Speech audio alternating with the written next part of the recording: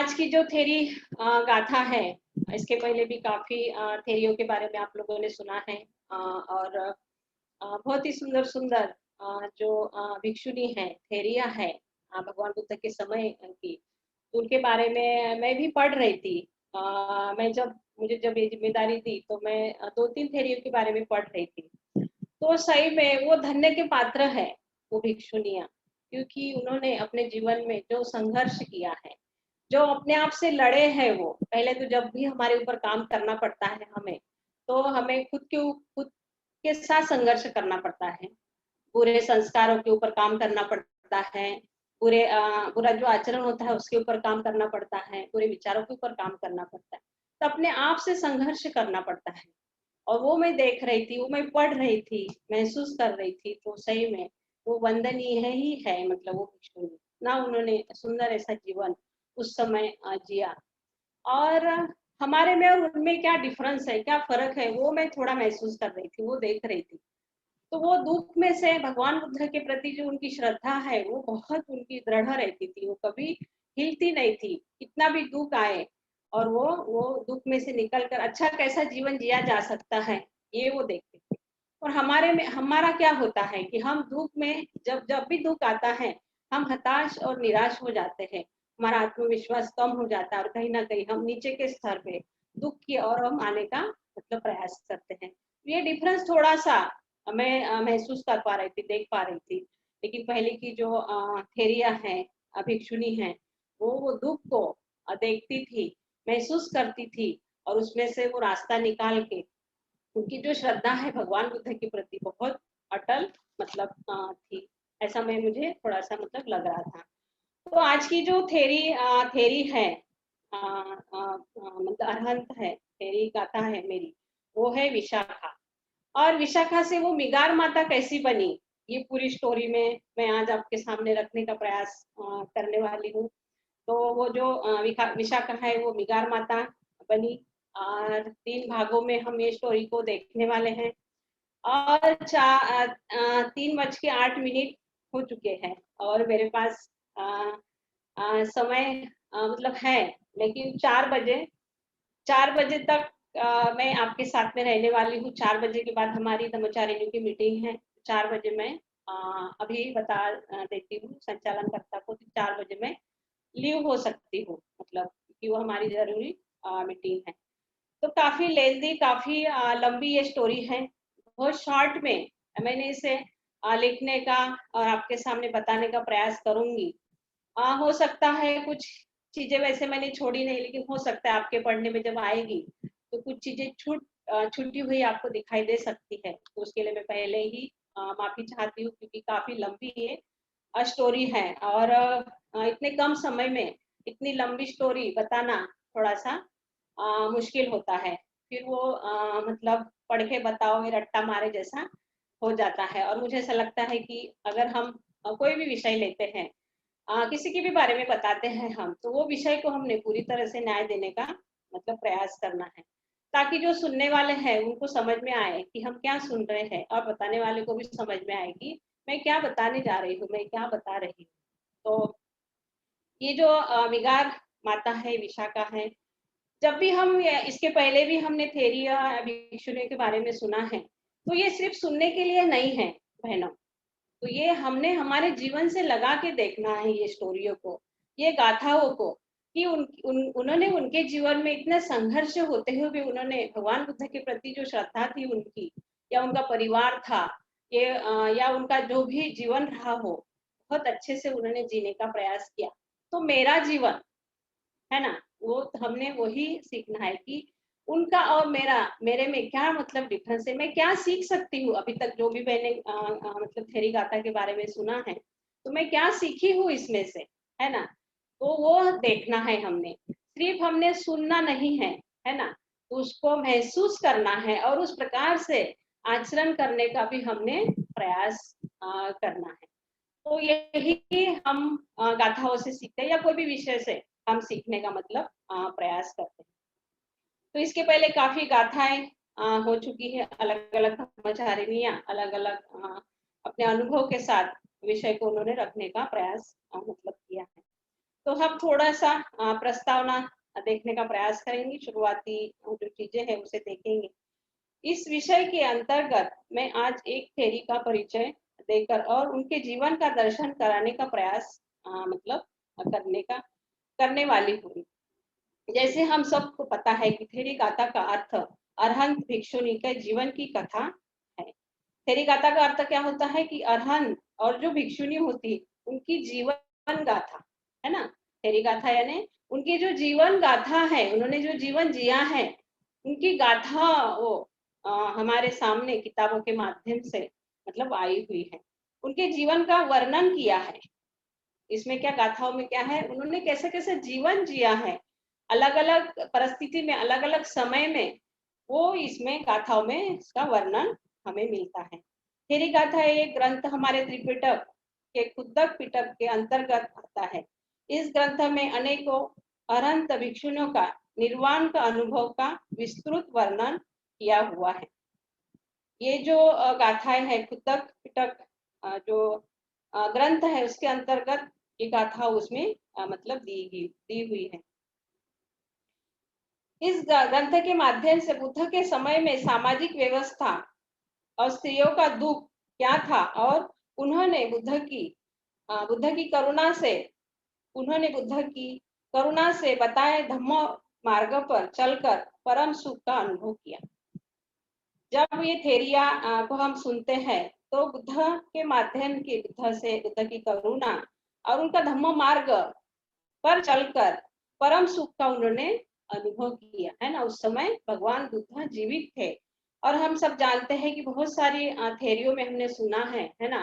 जैसे पट्टाचारा की कहानी है, काफी कहानी हमने सुनी है कि उनके जीवन में जो भी दुख आया है लेकिन अंत में भगवान बुद्ध के शरण में वो आते हैं और उनका जीवन जो है वो अनंत पथ पर लेकर जाते हुए हमें दिखाई देता है। बुद्ध ने स्त्री पुरुष में भेद न रखते हुए सभी को समान धर्म का उपदेश दिया है। भगवान बुद्ध ने, हम सब जानते हैं, स्त्री पुरुष का और बौद्ध धर्म में स्त्री पुरुष ऐसा कोई भेदभाव नहीं है, हम उसको समान मतलब मानते हैं। तो हमने यहाँ पे देखना है कि हम सही में अगर आचरण की बात आती है, हम बुद्धिस्ट है तो क्या हम लड़का लड़की में भेद करते हैं क्या, ये हमारे लिए प्रश्न यहाँ निर्माण हो सकता है। अगर करते हैं तो वहां पे सोचने जैसी बात है ना, कि हम सिर्फ पढ़ने के लिए पढ़ रहे हैं फिर चीजें, या फिर उसका हम आचरण भी कर रहे हैं। तो हर एक चीज मैंने पहले ही कहा कि वो हमें सीखने के लिए है, सिर्फ किताबों के लिए या बताने के लिए वो नहीं है। तो हमने अपने आप को प्रश्न करना है कि क्या सही में मैं ऐसा कुछ करती हूँ क्या, मेरी सहेली ऐसी करती है क्या, मेरे परिवार के लोग ऐसे करती है क्या, कि लड़की हुई तो मतलब बहू को परेशान करना, लड़का हुआ तो उसे अच्छे से रखना। अगर हम करते हैं ये तो हमने वहां पे अपने आप को देखने का वहां प्रयास करना चाहिए, क्योंकि हम भगवान बुद्ध के शिष्य है ना। और जब हम कहते हैं कि हम बुद्धिस्ट है तो फिर हमारा आचरण भी उसी प्रकार से होना है। ये हमने मतलब थोड़ा ध्यान रखना है। सभी की समान धर्म का उपदेश दिया और भगवान बुद्ध ने सभी को, पुरुष और स्त्री को समान ऐसा मतलब उपदेश दिया। बुद्ध ये पहले व्यक्ति थे महिलाओं की मुक्ति के सुख का मार्ग बताया है।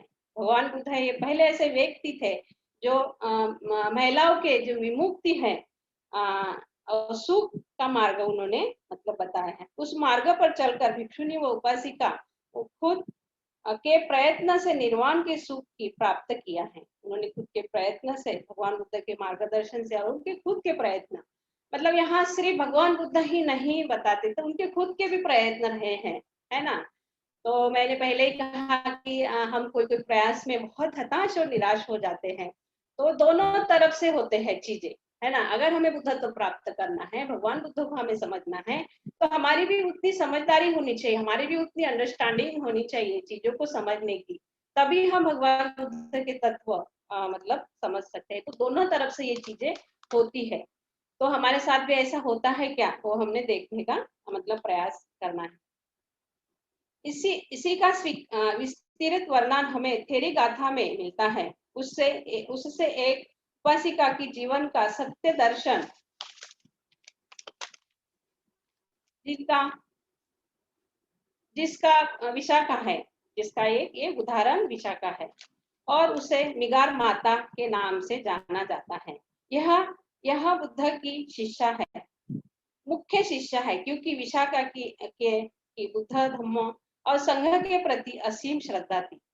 ये मुख्य शिष्या क्यों कहा गया है, ये आगे आने वाला है। विशाखा भगवान बुद्ध की मुख्य शिष्या, अग्रणी शिष्या थी, ऐसा हम मतलब कह सकते हैं, क्योंकि विशाखा की बुद्ध धम्म के प्रति जो असीम श्रद्धा का गुण दिखता है, और भगवान बुद्ध के प्रति उनकी जो श्रद्धा थी वो असीम थी। कभी भी वो उसको उन्होंने मतलब नीचे नहीं आने दिया, ऐसी उनकी भगवान बुद्ध के प्रति श्रद्धा थी, जो बचपन से ही इस गुण से वो आकर्षित थी। इसी का कारण श्रावस्ती में बुद्ध के संघ का पूर्वाराम विहार का दान दिया है।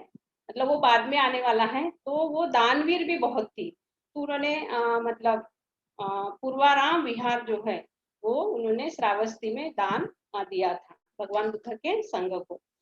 इस थेरी गाथा में विशाखा एक उपासिका के तौर पर बुद्ध की शिष्या है। इस कथा को 3 भागों में देखेंगे। तो हमारा जो पहला भाग है, प्रथम भाग जन्म व बुद्ध के प्रति श्रद्धा। प्रथम भाग में आएगा विशाखा का जन्म कहाँ हुआ और भगवान बुद्ध के प्रति उनकी जो श्रद्धा है वो कैसी थी, वो हम प्रथम भाग में देखने वाले हैं। विशाखा का जन्म विशाखा का जो जन्म है, बुद्ध के प्रति जो उनकी श्रद्धा है, विशाखा का जो जन्म है भद्य नगरी में हुआ था। पिता धनंजय, माता सुमना, उनकी वो पुत्री थी। पिता का नाम धनंजय था और उनके माता का नाम सुमन था, उनकी ये विशाखा पुत्री थी। उसी समय भद्य में भगवान बुद्ध का विराजमान होता है, वो वहां आते हैं। भगवान बुद्ध वह अपने संघ के साथ, भिक्षु संघ के साथ वो नगरी में, भद्य नगरी में आते हैं। विहार कर रहे थे, है ना, विहार कर रहे थे, वहां वो रह रहे थे, है ना, विहार करना है वहां वो रहना, तो वहां पर वो रह रहे थे। तब विशाखा की उम्र 7 साल की थी। कितने साल की थी? जब वो प्रथम बार भगवान बुद्ध को मिली तब उसकी उम्र सिर्फ 7 साल की थी। विशाखा की 7 साल की थी। इसी उम्र में विशाखा ने पिता से बुद्ध की दर्शन की इच्छा व्यक्त की, और इसी उम्र में उन्होंने अपने पिताजी से धनंजय से भगवान बुद्ध से मिलने की इच्छा व्यक्त की। पिता ने उनकी इच्छा मानने की वह विशाखा अपने सहेलियों के साथ बुद्ध दर्शन के लिए निकल गई। भगवान बुद्ध ने उसे धम्म का उपदेश दिया। उपदेश क्या दिया वो किताब में लिखा हुआ नहीं था, शायद आपको कहीं मिले तो प्लीज पढ़ लीजिए। तो उसी 7 साल की उम्र में उन्होंने अपने पिताजी से भगवान बुद्ध को मिलने की इच्छा की, और उनके पिताजी ने तुरंत वो इच्छा स्वीकार की और वो उन्हें मिलने मतलब लेके गए, और उसी समय से भगवान बुद्ध की उपासिका बनी। विशाखा यह सबसे कम उम्र की उपासिका थी। मतलब उस समय सबसे कम उम्र की, वो 7 साल की सबसे कम उम्र की प्रथम ऐसी वो उपासिका थी, जो बुद्ध के प्रति असीम श्रद्धा से परिपूर्ण थी। बुद्ध का धम्म सभी उम्र के मनुष्यों को सुख व शांति का मार्ग दिखाता है। हम सब जानते हैं कि भगवान बुद्ध के धर्म में उम्र का कोई भी मतलब ये नहीं है, कोई भी उम्र में आप धम्म का आचरण कर सकते हैं। जैसा कि विशाखा 7 साल से ही भगवान बुद्ध के प्रति और उनके संघ के प्रति बहुत ही वो मतलब श्रद्धावान थी। तो ना स्त्री पुरुष का भेदभाव है, ना उम्र का मतलब भेदभाव इसमें हमें दिखाई देता है। बुद्ध की धम्म यहाँ किसी विशिष्ट उम्र पर आधारित नहीं है, और बुद्ध का जो धम्म है किसी विशिष्ट पर आधारित, उम्र पर आधारित नहीं। जैसा हम कभी कभी कहते हैं और हम देखते भी हैं, हमारी पूरी जवानी निकल जाती है और हम कहते हैं जब मैं रिटायर हो जाऊंगा तब मैं शिविरें करूंगा, तब मैं क्लासेस करूंगा, तब मैं धम्म का आचरण करूंगा। लेकिन हाँ, क्या बोलते हैं, मृत्यु हमारे हाथ में नहीं है ना। तो जब समय मिले तभी हमने वहां से शुरुआत कर देनी चाहिए, चाहे फिर वो कितनी भी उम्र हो। और सही में बाद में हमें पछतावा के अलावा कुछ भी नहीं रहता है। आज भी हम लोग देखते हैं, हमारे जो संपर्क में है वो अभी 50 साल के बाद, 40 साल के बाद, 70 साल के बाद आए हैं, तो उन्हें पछतावा आता है कि हमें ये मार्ग, हमें ये संघ, हमें आपके जैसे लोग पहले क्यों नहीं मिले, ऐसा उन्हें पछतावा आता है। और आने के बाद भी मतलब हमारी जो भगवान बुद्ध के प्रति जो श्रद्धा है, धम्म और संघ के प्रति, त्रिरत्न के प्रति जो हमारी श्रद्धा है, उसको हमने बरकरार रखने का प्रयास करना चाहिए, ना कि मतलब हमने वहाँ आलस करना चाहिए, है ना। बहुत बार ऐसा होता है कि हम मतलब त्रिरत्न के प्रति इतने हम श्रद्धावान नहीं होते हैं, है ना। तो वहाँ पे हमारी उम्र का भी कोई ये नहीं होता, कोई भी उम्र में हम बुद्ध धम्म का आचरण मतलब करते, चाहे वो 7 साल की हो या फिर 80 साल का व्यक्ति हो, लेकिन आचरण बहुत जरूरी है ना। अगर आचरण नहीं है तो फिर वहां पे समझ जाने का कि कहीं ना कहीं हमारे प्रैक्टिस में, हमारे आध्यात्मिक जीवन में ही गड़बड़ है, क्योंकि भगवान बुद्ध का धर्म क्या है, आचरण के ऊपर आधारित है। सिर्फ हमें पंचशील या जो भी चीजें हैं सिर्फ बोलना नहीं है, तो उसका हमने आचरण भी करना है। और मैं हमेशा एक चीज कहती हूँ, आचरण यानी क्या, तो आचरण यानी हमने किसी और को दिखाने के लिए भी आचरण नहीं करना है ना। तो हमारे आचरण से लोगों ने पहचाना कि ये व्यक्ति बुद्धिस्ट है, ऐसा हमारा आचरण, ऐसे हमारा व्यवहार, हमारा घर, हमारे कपड़े, हमारे चलना, हमारा बैठना, हमारा उठना, सब कुछ होना चाहिए। इवन हमारा घर रखने की भी पद्धति ऐसी होनी चाहिए कि लगना चाहिए आते ही कि हाँ, इसे कहते हैं बुद्धिस्ट व्यक्ति, ये है बुद्धिस्ट व्यक्ति, ना कि पीठ के पीछे हमने लगाना है कि मैं बौद्ध हूँ, है ना, और बताना भी नहीं है, अपने आप लोगों ने बोलना है कि ये व्यक्ति बुद्धिस्ट है। इस प्रकार से हमारा आचरण मतलब होना है। बुद्ध की श्रद्धावान शिष्य थी। हमने अपने बच्चों से भी, और दूसरी एक चीज जैसे कि इसमें बताया है कि वो 7 साल की उम्र से ही भगवान बुद्ध की शिष्य थी, और हमारे घर में हम देखते हैं, हम अभी ऐसे पछताते हैं कि हमारे बच्चे अभी बुद्ध धर्म का आचरण नहीं करते हैं, वो सुनते नहीं हैं, क्लास ज्वाइन नहीं करते हैं, है ना। तो इसमें किसकी गलती है, इसमें कहीं ना कहीं हमारी ही गलती है, क्योंकि हमने बचपन से कहीं ना कहीं धम्म नहीं दिया। हम सब कुछ देते हैं हमारे बच्चों को, पैसा देते हैं, शिक्षा देते हैं, जो चाहिए वो चीजें लेके देते हैं, लेकिन धम्म हम थोड़ा पीछे छोड़ देते हैं। और भगवान बाबा साहेब ने भी कहा है, अगर प्रज्ञा के साथ शील नहीं है तो वो क्या है, दुधारी तलवार है। अगर प्रज्ञा के साथ शील नहीं है तो वो दुधारी तलवार है। तो क्यों कहा होगा बाबा साहेब ने, क्योंकि अगर हम पैसा दे रहे हैं, सब कुछ दे रहे हैं, अगर उसके साथ धम्म नहीं है, आप अपने बच्चों को पैसा दे रहे, लेकिन वो कैसा पैसा यूज करना चाहिए, पंचशील क्या है, पूजा क्या है, ये हमने हमारे बच्चों को बचपन से ही सिखाने का प्रयास करना है। जैसे विशाखा के पिताजी ने, धनंजय ने और सुमना माता ने सिखाने का प्रयास किया, और आप विशाखा की जैसे जैसे कहानी आगे सुनेंगे तो सही में इतनी श्रद्धा उनकी भगवान बुद्ध के प्रति, 7 साल की से श्रद्धा उनकी, जब उनकी शादी होती है और उसके बाद भी मतलब जो एंड बताया है ये कहानी का, बहुत ही सुंदर है। तो इस प्रकार से उसकी जो श्रद्धा है, तो हमने यहाँ पे प्रश्न करना है हमें खुद को, कि हमने भगवान बुद्ध का जो धम्म है हमारे बच्चों को किस प्रकार से देना है। और कहते हैं बचपन से ही देना चाहिए, जो संस्कार हम बच्चों को बचपन से देते हैं वो संस्कार कभी भी मतलब कम नहीं होते हैं। थोड़ा सा अप डाउन नीचे ऊपर होता रहता है, लेकिन इतना ही नहीं होता है। और कई उदाहरण तो हम ऐसे भी देखते हैं बहनों कि हम बुद्धिस्ट है और हमारे बच्चे, हो सकता है कई लोगों के हमारे बच्चे कई और धर्मों को मानते हैं। ये भी कई उदाहरण हमारे धर्म में हमारे साथ नहीं होगा, लेकिन हमारे परिवार में, हमारे सगे संबंधी में ये चीजें हमें दिखाई देती है। तो कहीं ना कहीं हमारी ही इसमें मतलब गलती है। मैं एक मेरा उदाहरण बताना चाहूंगी। मेरी एक ही बेटी है, जब वो मेरे साथ में रहती थी तो मेरा एक रहता था, जब वो मेरे साथ में रहती थी, सुबह नाश्ता हो गया कि हम दोनों मेडिटेशन करने बैठते थे। कभी वो लीड करती थी तो कभी मैं लीड करती थी ध्यान, और पूजा लेते थे, ध्यान करते थे रोज, और उसके बाद हम रिपोर्टिंग करते थे। तो उसको वो आदत लग गई। एक आधे दिन मैंने नहीं किया तो मुझे याद देती थी, मम्मी आज हमने ध्यान नहीं किया, इस प्रकार से वो मुझे मतलब बोलती।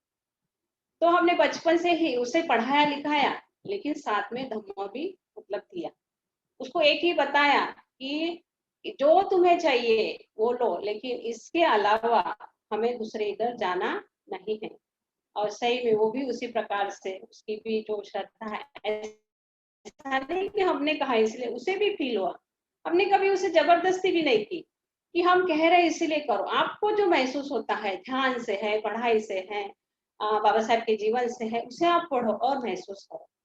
हाँ, उसके लिए हमने मदद करनी है। तो यहाँ पे हमने अपने आप को प्रश्न करना है कि जैसे विशाखा के माता पिता ने, या उसने 7 साल की उम्र में मतलब धम्म का आचरण, या बुद्ध और संघ के प्रति उसकी श्रद्धा, तो क्या हमारे घर में भी बच्चे ऐसे हैं क्या?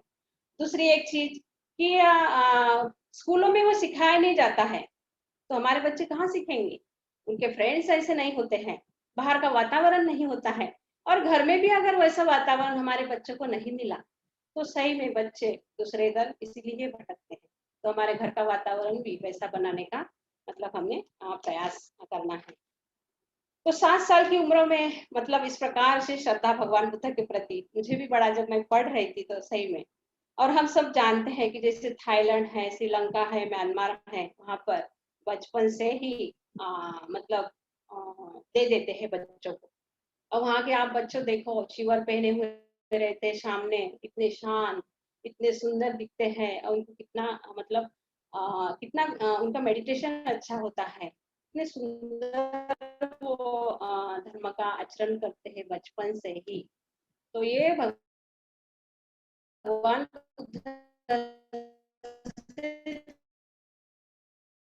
हमारे वहाँ पे आज भी वो चीजें हमें दिखाई मतलब देती है।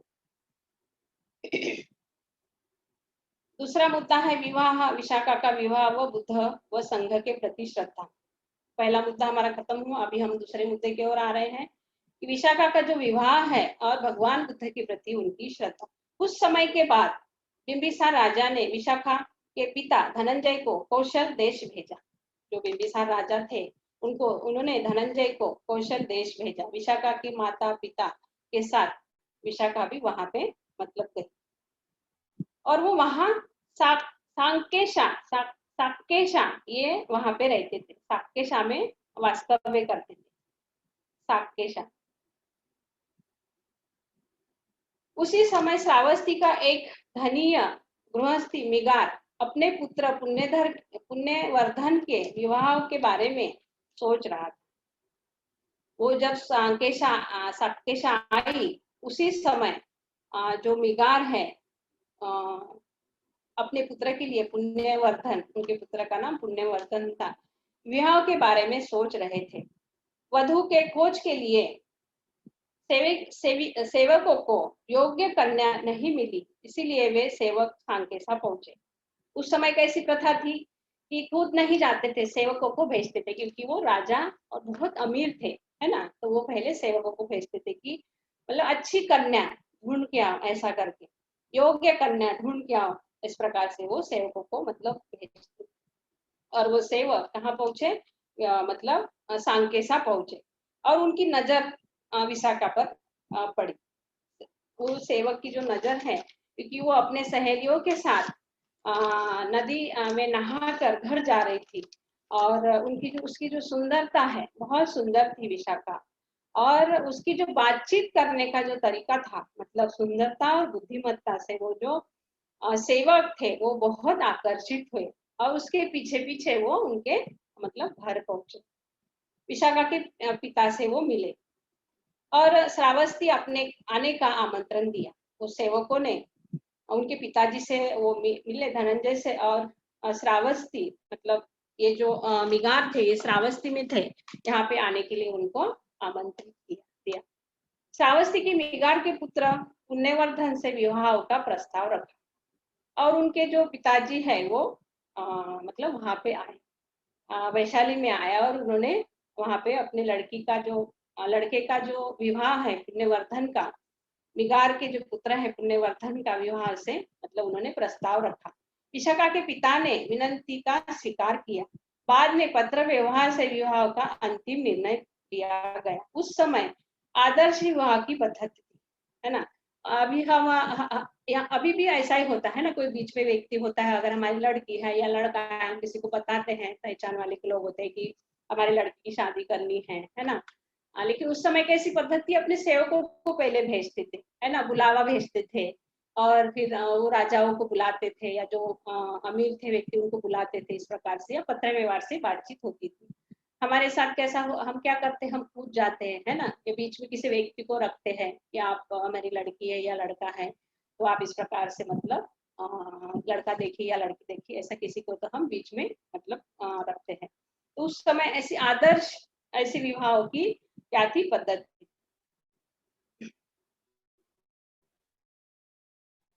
उस वार्ता से प्रसन्नजित राजा आनंदित हुए, वे खुद सांकेशा जाने की इच्छा व्यक्त की। इस तरह से प्रसन्नजित राजा, उनका परिवार, मिगार का परिवार, सभी सहचारी के साथ धनंजय श्रेष्ठी के घर पहुंचे, और उन्होंने बहुत सुंदर ऐसा उनका स्वागत किया। जब विशाखा की बात चली पुण्यवर्धन के साथ, तो मिगार और उनके जो पिताजी है धनंजय, उनसे बातचीत हुई, पत्र व्यवहार से उन्होंने वो बातचीत की, लेकिन वो उनके घर भी जाना चाहते थे। तो धनंजय ने उनका प्रसन्न जी और मिगार का बहुत ही भव्य ऐसा क्या किया, स्वागत किया। इस तरह से विशाखा और पुण्यवर्धन का विवाह अत्यंत शानदार तरह से पूर्ण हुआ। उसको उसके बाद प्रसन्नजित राजा ने धनंजय को सूचना भेजी। उस समय क्या पद्धति थी कि शादी के बाद तुरंत लड़की को नहीं भेजते थे। उस समय बारिश का समय रहता था, वर्षावास का समय, हम सब जानते हैं वर्षावास का मतलब ही वो होता है ना, मतलब वर्षा होती है, इसीलिए जो भिक्षु लोग हैं वो बाहर नहीं जाते हैं भिक्षा लेने के लिए या धर्मदेशना देने के लिए, सिर्फ एक ही विहार में रहकर वो अपना ध्यान करते हैं, आचरण करते हैं, एक दूसरे को वो बताने का प्रयास करते हैं। वो वहीं पे वर्षा जब होती है 3 महीने 4 महीने तक वो बाहर नहीं जाते हैं। तो ये भी एक पद्धति थी कि शादी के बाद तुरंत वो उन्होंने अपनी लड़की को नहीं भेजा, तो 4 महीने तक शादी के बाद उन्होंने लड़की को अपने पास में ही रखा।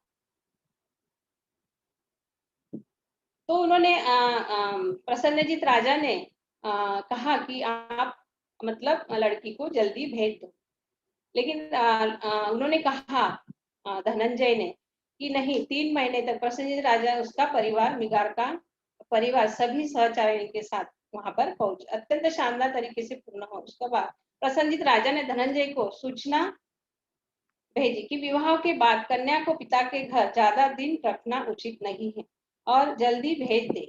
किंतु धनंजय ने प्रसन्नजीत राजा को विनम्र पूर्ण उत्तर भेजा कि वर्षावास का समय होने के कारण 4 महीने तक भेजना शक्य नहीं होगा। इस दरमियान पिता धनंजय ने अपने पुत्री के लिए स्वर्ण अलंकार बनाने की व्यवस्था की। उस समय वो बड़े राजा थे, स्वर्ण, है ना, और हम सब जानते हैं कि कितने दाग दागीने गहने मतलब वो अपने लड़कियों को देते थे। तो इस प्रकार से उन्होंने वो अलंकार बनाने की व्यवस्था की थी, जिसका मूल्य 9 करोड़ के आसपास था। वो जो अलंकार अपने लड़की को 4 महीने तक रखा था और वो अलंकार बनाने के लिए दिया था, वो उसकी प्राइस क्या थी, उसकी कीमत थी 9 करोड़ के आसपास उसकी कीमत थी। जब विशाखा का ससुराल जाने का समय आया, तब पिता धनंजय ने विशाखा को उपदेश के रूप में 10 बातें बताई। देखिए कैसी पद्धति वहां पे, जब वो ससुराल जाती है, मतलब प्रसन्नजित राजा उनको बोलते हैं कि इतने दिन तक नहीं रखते हैं, लेकिन उन्होंने कहा कि बारिश का समय है और अभी वो अलंकार भी बनाने के लिए दिया है, तो 4 महीने तक वो मतलब रखा है उन्होंने। जाते समय उनके पिताजी ने उन्हें 10 बातें मतलब 10 बातें बताई। तब बाजू के रूम में विशाखा के ससुर मिगार ने भी उस बातों को सुना। जब वो पिताजी विशाखा को बता रहे थे 10 बातें, है ना, हम भी जब लड़की जाती है तब हम बताते हैं। ये संवाद बहुत ही अच्छा है। इसमें से बहुत सारी चीजें हम सीख सकते हैं कि हम अपने बच्ची को, हमारे लड़की को क्या सिखा के भेजते हैं, क्या बता के भेजते हैं। हम भी कुछ ऐसा ही बताते हैं कि बेटा अच्छे से रहना, ससुराल वाली की सेवा करना, कुछ भी बोले तो सुन लेना, है ना। मतलब ये कहते हैं हम, हमारी संस्कृति ऐसी है कि यहाँ से तो दुल्हन होके जाना और तेरी अर्थी वहीं से निकलेगी, चाहे कितनी भी तुम्हें कठिनाई हो, कितना भी तुम्हें तकलीफ दे ससुराल वाले, कुछ भी हो, लेकिन तुम्हें वहीं पे रहना है, वही जीवन मतलब जीना है जो वो लोग चाहते हैं। ये हमारी बताने की पद्धत होती है ना। और हम ऐसे लड़की को मतलब बताते हैं कि इस प्रकार से रहना, कुछ भी हो जाए तो मतलब इस प्रकार से हम अपने लड़की को बता के भेजते हैं। और मिगार ने भी वो बातें सुनी और दूसरे दिन धनंजय ने अपने पुत्री की बाजू या बात रखने के लिए 8 गृहस्थी की नियुक्ति की। 10 बातें तो पिताजी ने बताई ही, लेकिन अपनी पुत्री की रक्षा के लिए मतलब ससुराल में कुछ परेशानी ना हो तो उसके लिए उन्होंने 8 जो गृहस्थी है उनकी नियुक्ति की कि कुछ भी परेशानी होती जो 8 लोग हैं वहां जाएंगे और जो भी वहां ससुराल में परेशानी होगी उसका वो समाधान करेंगे। ऐसे 8 लोगों की उन्होंने नियुक्ति की जिसका कार्य था विशाखा पर कोई आरोप लगाया तो उसकी चकासनी या तपासनी करना। 8 लोगों का क्या काम था कि उसकी चकासनी करना, तपासनी करना कि बेटी को कोई दिक्कत तो नहीं आ रही है। यह अभी भी होता है ना। मतलब हम भी कभी कभी ऐसा करते हैं कि जो बीच वाले लोग होते हैं तो हम उनको बोलते हैं, अगर हम नहीं बोल पाए तो कि ससुराल में पता चलता है कि बेटी को परेशान किया जा रहा है, दहेज के लिए परेशान करते हैं और हमने तो घर से वैसे ही उसको भेजा है कि है ना कि भाई बताना नहीं है। लड़की की कभी कभी इच्छा भी होती है लेकिन माँ बाप के कहने उसको कहा हुआ होता है कि बेटा कुछ भी हो जाए तो तुम्हें सुनना है, तो बेटा तो सुनेगी ही, वो कुछ बोलेगी नहीं, वो सहती है ना। कई बार तो हम ये भी देखते हैं कि दहेज के लिए आत्महत्या भी होते हुए दिखाई देते हैं क्योंकि लड़की घर आना नहीं चाहती माँ बाप के, क्योंकि पहले से वैसा सिखाया हुआ हमने होता है कि आना नहीं है, वहीं पे सहन करना है, इस प्रकार से होता है। लेकिन बहुत उसके ऊपर काम भी हुआ है अभी, वो भी हम मतलब देखते हैं।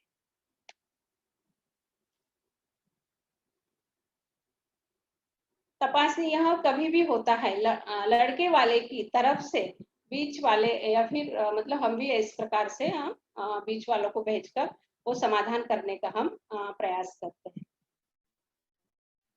इस तरह से धनंजय ने सभी का आदर सत्कार करके भेंट वस्तु देकर बारातियों का मतलब फिर उन्होंने बारातियों का 10 बातें बताई है ना। वो अलंकार 4 महीने के बाद भेजा, अलंकार दिया, 10 बातें बताई, 8 गृहस्थों को उन्होंने भी मतलब दिया और कुछ भेंट वस्तु है, बहुत सारी भेंट वस्तु देकर उन्होंने मतलब वहां से बारात को रवाना किया, भेजा भेजा विशाखा का वास्तव। अब विशाखा का श्रावस्ती में प्रवेश होता है यानी ससुराल में। बिगाड़ कहाँ पे थे? श्रावस्ती में थे, जो पुण्यवर्धन से उनका विवाह हुआ था। विशाखा श्रावस्ती में मतलब उन्होंने प्रवेश किया। विवाह के बाद ससुराल आई, रथ में आई। मिगार चाहते थे, देखिए मिगार चाहते थे उनके ससुर कि वहां पहले रथ में आने की प्रथा थी, लेकिन वो जो होता है कुछ तो हमने देखा है टीवी में ऐसे एक दो व्यक्ति पकड़ते हैं आगे और पीछे और वो पूरा पर्दा होता है ना, बहू को दिखाते नहीं, इस प्रकार से लाते थे। लेकिन मिगार चाहते थे कि मेरी बहू सुंदर है, क्योंकि विशाखा बहुत सुंदर थी, तो उसको रथ के ऊपर खड़ा रह के मतलब पूरे गांव से लाना है, ऐसी उनकी इच्छा थी ताकि लोग मेरे बहू को देखे कि वो कितनी मतलब सुंदर है, ऐसा वो चाहते थे। और उसने उसको स्वीकार किया कि अगर ससुर ऐसा चाह रहे हैं, उस प्रकार से वो मतलब खड़ा रखा, सभी लोगों ने भेंट वस्तु दिया। और जैसे ही वो हम सब जानते हैं कि अगर वो राजा है वहां का, तो जो लोग हैं गांव के, तो जब आ रही थी रास्ते से तो उसको सभी लोगों ने क्या किया, छोटी मोटी ऐसी सभी लोगों ने भेंट वस्तु मतलब चीजें उसे प्रेजेंट की सारी। और उसी समय आप देखिए उसकी करुणा विशाखा की, जो भी चीजें उसके पास आई वो उसी समय उसने लोगों को बांट दी, गरीब लोगों को उसी समय वो लोगों को उसने मतलब दान कर दी। उसकी करुणा और दान की भावना और सुंदरता और बुद्धिमत्ता, उसकी जो करुणा है, उसकी जो दान की भावना है और सुंदर और बुद्धिमत्ता, बचपन से ही वो बहुत बुद्धिमान, ये सारे बातें विशाखा में थी। सभी ने पिता धनंजय व विशाखा की अतिशय स्तुति की। सभी लोगों ने मतलब विशाखा इतनी सुंदर है, इतनी अच्छी लड़की है वो, ऐसा कह के धनंजय पिता और विशाखा की सभी लोगों ने, गांव के लोगों ने स्तुति की। उसकी चर्चा नगरी में अनेकों दिनों तक चलती रही। हम सब जानते हैं कि थोड़ी भी कुछ अच्छी चीज हुई तो है ना कि काफी दिन तक वो चर्चा चलती रहती, तो काफी दिन तक वो चर्चा मतलब चलती रही। जिस दिन विशाखा श्रावस्ती पहुंची, ससुराल के घर आई पहुंची, उसी रात को एक घोड़े को गर्भ वेदना हो रही थी। जिस दिन वो ससुराल आई, आप देखिए ये, जिस दिन वो ससुराल आई उसी दिन रात को एक घोड़ा था, उसको पता चला कि उसको गर्भ वेदना हो रही थी, वो आवाज कर रहा था, वेदना हो रही थी। विशाखा ने अपनी दोनों दासी को लेकर अश्व स्कूल पहुंची। वो स्कूल का नाम, जहाँ घोड़ा था, अश्व स्कूल था वो स्कूल का नाम, जहाँ पे घोड़ा था, पहुंची। घोड़े की देखभाल करके देरी से वो वापस आई, और उस समय उसने घोड़े की देखभाल की, और फिर वो बाद में रात को देर से मतलब वापस आई।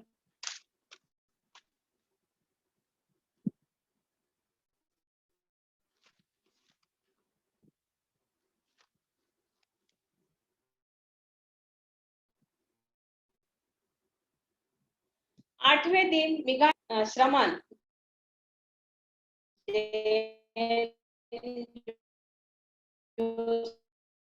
जो मिगार जो थे वो जैन भिक्षुओं को मानते थे। जैन जो धर्म था उस समय, भगवान बुद्ध के समय बुद्ध और जैन मतलब थे, तो वो जैन के शिष्य थे, उनके ससुर मिगार आमंत्रित किया। मिगार श्रेष्ठी का घर जैन साधु से भर गया। साधु ने आसन पर बैठने के बाद ससुर मिगार ने विशाखा को श्रमणों का स्वागत व वंदन करने की इच्छा प्रकट की।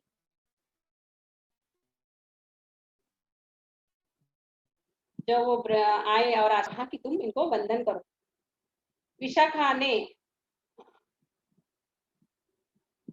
विशाखा ने नग्न साधु को देखकर आश्चर्यचकित हुई। वो कैसे थे? हम सबको पता है, जैन नग्न होते हैं, वो कुछ भी नहीं पहनते हैं। मुझे भी बड़ा आश्चर्य लगता है जब टीवी पे वगैरह मैं देखती हूँ, बड़ा ही आश्चर्य लगता है। लेकिन वो जैसा भगवान बुद्ध का धम्म मध्यम मार्गों को जानता है, मतलब मध्यम मार्ग के ऊपर चलता है, लेकिन वो कपड़े नहीं पहनते हैं, शरीर नहाते नहीं हैं, काफी उनमें मतलब हिंसावादी ऐसा उनमें रहता है। लेकिन भगवान बुद्ध का धर्म कैसा है, ना ज्यादा ना कम, तो वो मध्यम मार्ग पर मतलब आधारित था। तो मिगार ये जैन के शिष्य थे। नग्न साधु को देखकर आश्चर्यचकित हुई। उसे कल्पना नहीं थी कि श्रमण ऐसे नग्न अवस्था में हो सकते हैं। विशाखा ने ऐसा कभी देखा नहीं था, क्योंकि वो भिक्षु संघ को और भगवान बुद्ध को चिवर में हमेशा देखती थी, तो उसे बड़ा ही आश्चर्य लगा, आश्चर्य हुई। पहले तो उसे लज्जा आई और बाद में उसको बहुत घृणा आई। कोई उसे देखते ही विशाखा ने उसका सम्मान नहीं किया, वहां से वो निकल गई, और उसने ना वंदन किया ना सम्मान किया, क्योंकि उसे लज्जा भी आई, घृणा भी आई कि ये क्या है, उन्होंने ऐसा कभी देखा नहीं था। अपमान किया, वहां से वो निकल गई। जैन श्रमण को अपमान लगा, वह द्वेष से मिगार श्रेष्ठी को कठोर शब्द में कहा कि तुम्हें इस दूसरी कोई कन्या नहीं मिली, श्रमण गौतम के उपासिका को इस घर में प्रवेश क्यों दिया।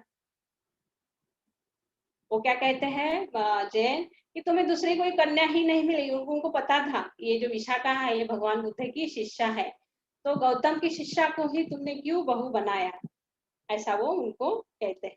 प्रवेश क्यों दिया, क्योंकि वो जैन श्रमण भगवान बुद्ध से चिढ़ते थे।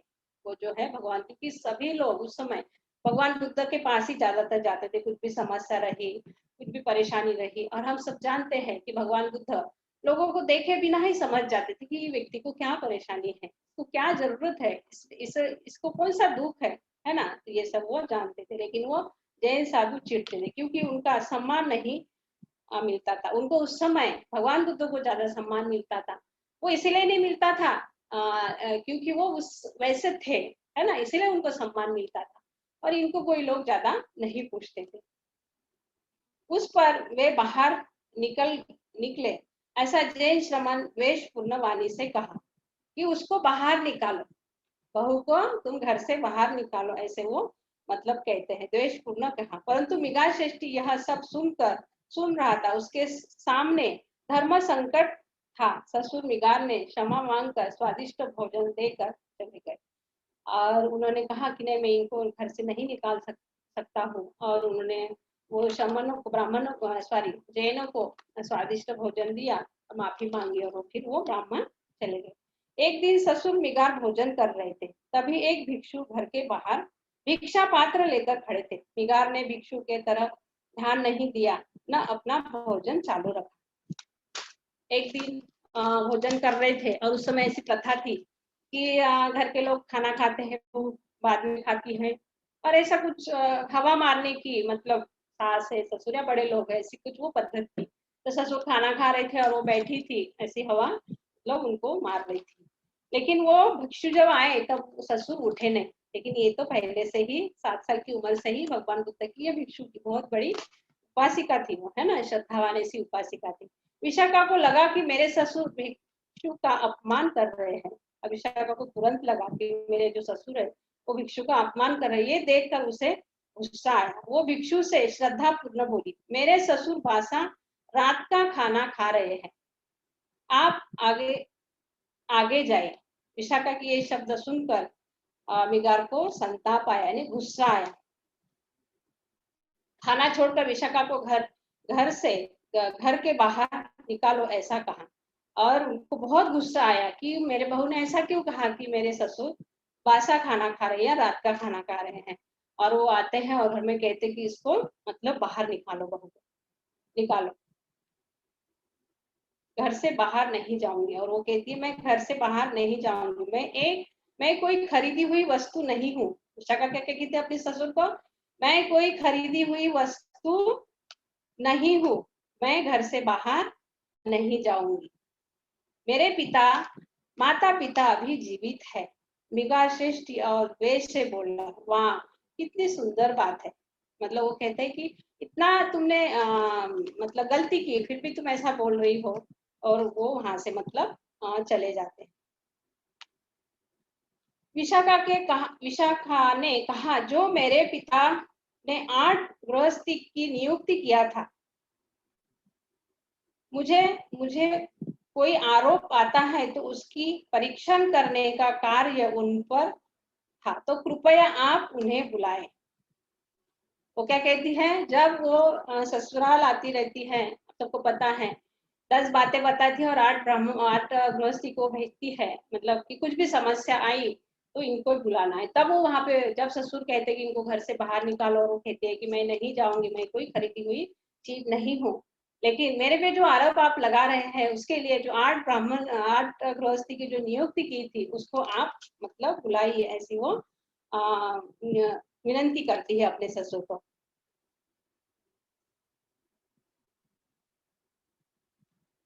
तो कृपया बुलाइए। वे निर्णय तो इस निवेदन को मिगार ने स्वीकार किया, और मिगार वो स्वीकार करते हैं। विशाखा की आरोप का पंचों के सामने निवारण। अब क्या आता है, पंचों को भी बुलाते हैं, और वो 8 जो गृहस्थी है उनको भी बुलाते हैं, और गांव के जो पंच होते हैं उनको भी बुलाते हैं। जो जो आरोप मतलब उसके ऊपर होते हैं उसका वो मतलब निराकार करते हैं। तो पहला आरोप है ससुर मतलब मिगार रात का खाना खा रहे हैं, ऐसा तुमने कहा। मतलब वो पंच पूछते हैं कि तुम जब भिक्षु आए थे तब ऐसा तुमने कहा कि रात का खाना खा रहे हैं, ऐसा तुमने कहा। तो वो निवारण के तौर पर विशाखा ने कहा, उसका अर्थ अलग है। मैंने भिक्षु को यह कहा कि मेरे ससुर पुण्य खा रहे हैं लेकिन पुण्य नहीं कर रहे हैं। मतलब क्या है इसका अर्थ, बासा खाना खा रहे हैं यानी कि वो खुद खा रहे हैं लेकिन भिक्षु को नहीं दे रहे हैं।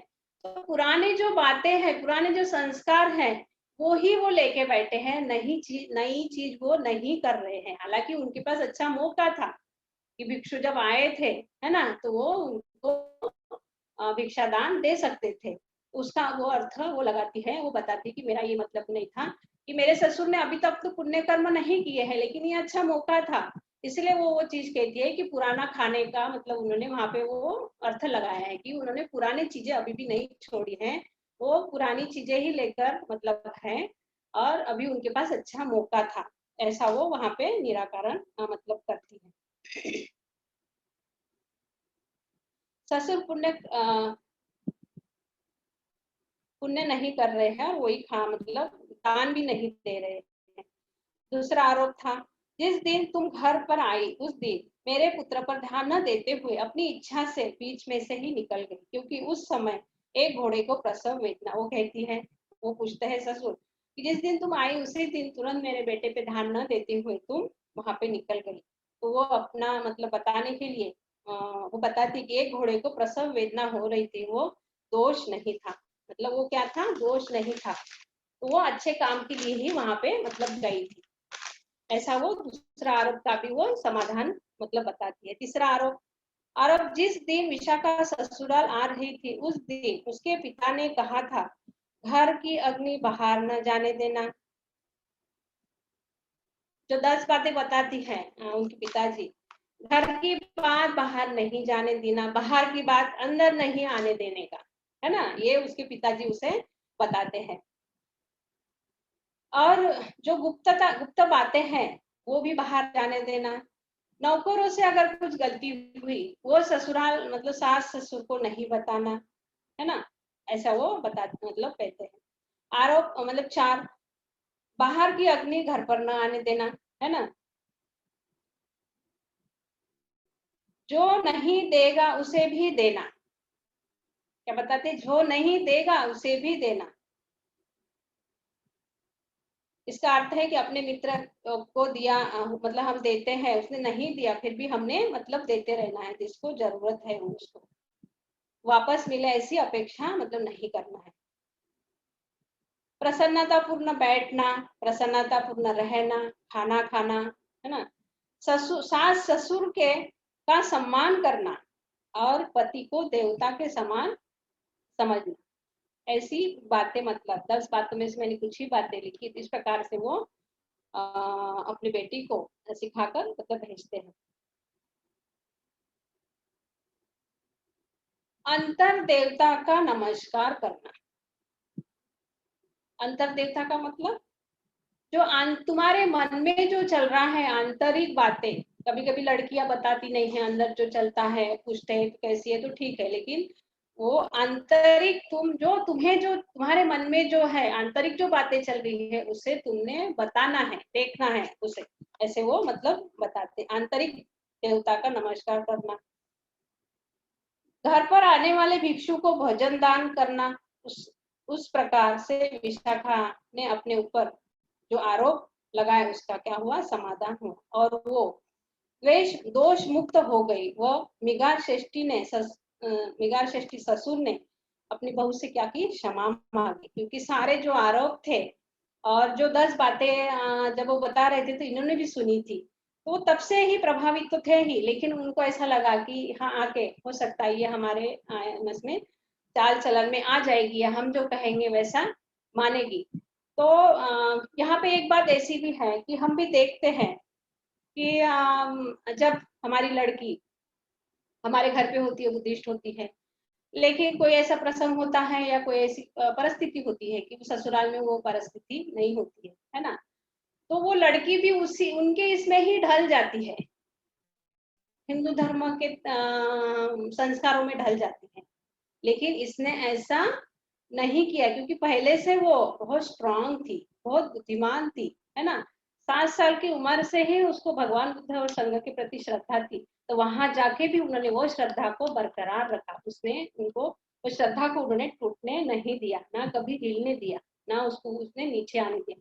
हालांकि उसने हर एक परिस्थिति का संघर्ष किया, जहां उसे लगा कि यहाँ मेरी गलती है वहां उसने माफी मांगी, उसको जहां लगा कि मुझे यहाँ गलती मेरी गलती नहीं है उसने वहां पे मतलब बात अपनी रखने की प्रयास किया।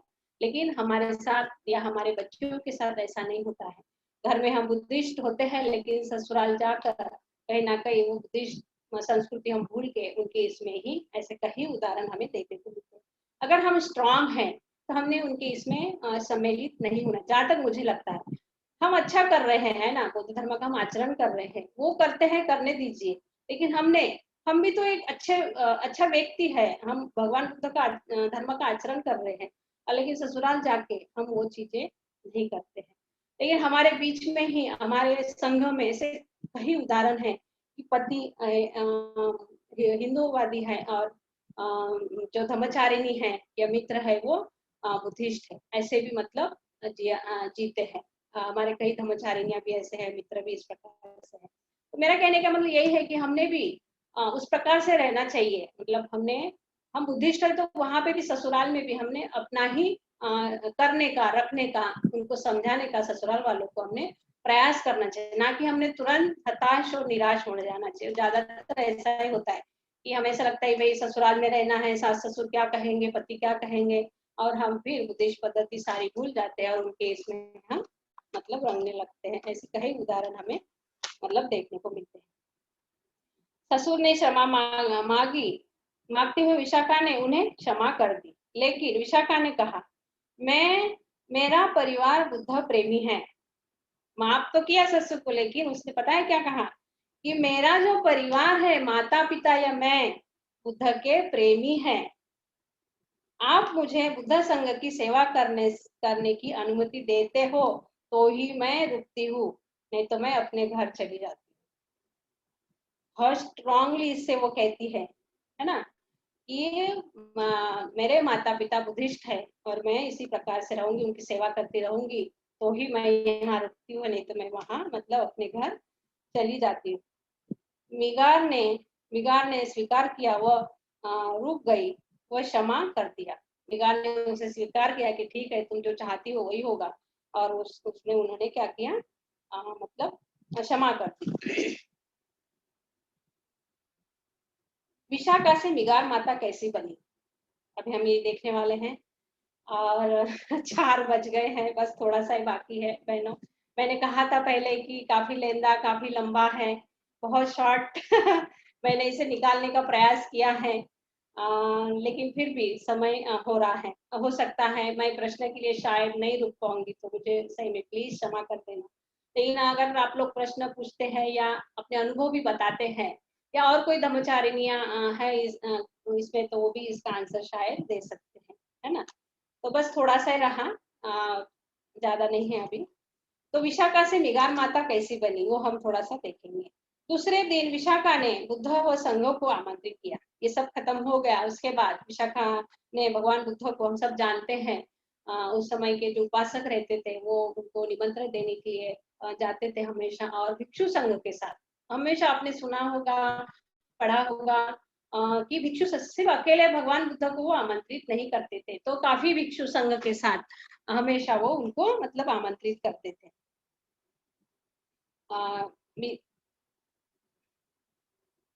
आमंत्रण दिया। सुनकर जैन शमन ने मिगार के घर को घेर लिया। जैसा ही उनको जैन शमन को पता चला कि मिगार भी अभी उनके इसमें जा रहे हैं बहू के बातों में, और वो आए, बहुत सारे भिक्षु आए और उनके पूरा जो घर था मिगार का, उसको उन्होंने क्या कर लिया, घेर दिया। विशाखा ने ससुर को बुलाया, वो बुद्ध व संघ का उनके हाथों से भोजन करवाया। उसी परिस्थिति में, भले वो ब्राह्मण मतलब वो जैन थे, उसी इसमें उन्होंने अपने ससुर को बुलाया और मतलब वो जो भिक्षु संघ था और भगवान बुद्ध थे, उनका उन्होंने क्या करवाया, भोजन करवाया। और विशाखा बुद्ध से उपदेश के लिए निवेदन किया। हम सब जानते हैं, तो निवेदन करते थे कि भगवान हमें कुछ उपदेश दीजिए। इस प्रकार से भोजन होने के बाद विशाखा ने उनको निवेदन किया भगवान बुद्ध। बुद्ध का उपदेश सुनने के लिए मिगा श्रेष्ठ जाने वाला था, उतने में जैन साधु ने घेरा।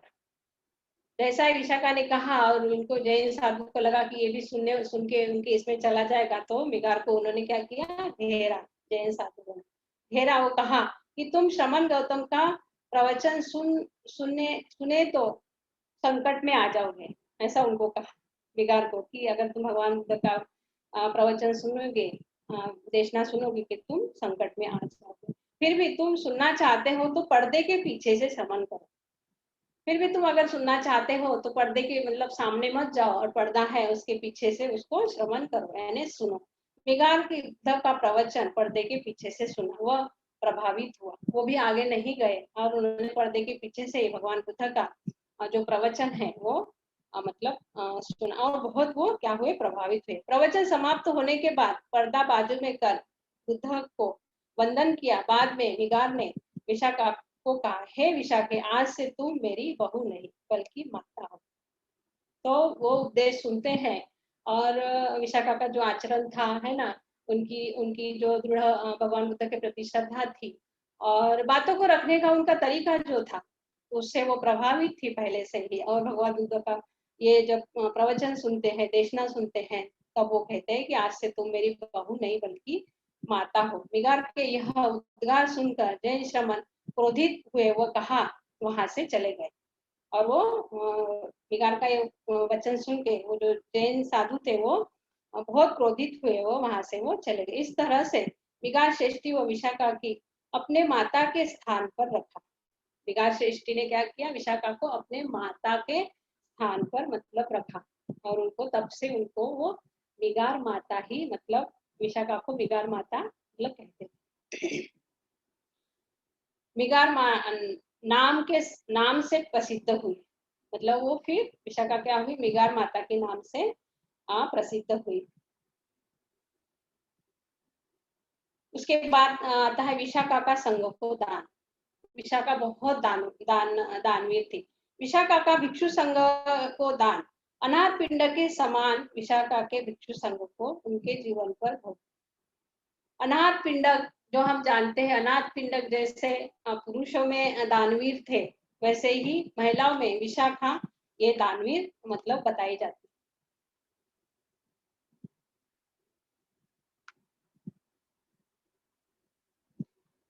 और दान के रूप में उन्होंने क्या दिया कि जीवन भर, संपूर्ण जीवन भर भिक्षुओं को चीवर पर भोजन कराने का।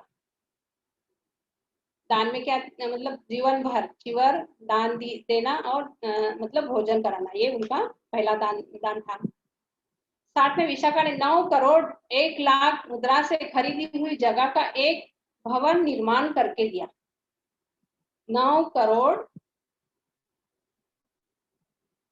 करोड़ 1 लाख मुद्रा से खरीदी हुई जगह एक भवन निर्माण करके सुंदर विशाल विहार का निर्माण किया। वह बुद्ध के संघ को दान दिया। बुद्ध ने कहा, संघों को दान देना सर्वश्रेष्ठ दान है ना। जैसे कहते हैं कि धम्मदान देना, अभय दान देना है ना, श्रेष्ठ है, वैसे ही संघ को जो दान देना वो सबसे श्रेष्ठ दान है। इस विहार निर्माण श्रावस्ती में हुआ था। इसका जो विहार है इसका निर्माण श्रावस्ती में हुआ था, जिसका नाम पूर्वाराम रखा था। पूर्वाराम ही संघाराम कहते हैं। राम का अर्थ है आराम, शांत, वो राम नहीं। ये शब्द को थोड़ा समझने का प्रयास करें। पूर्वाराम, राम का अर्थ है शांत जगह। अब देखिए विहार जहाँ भगवान बुद्ध रहते हैं वो कितनी शांत होती है ना। और आराम उसका अर्थ होता है, आराम वो शांत होता है, उसका अर्थ होता है। इस प्रकार से उन्होंने ये मतलब दान दिया। विशाखा में जो श्रेष्ठ गुण थे,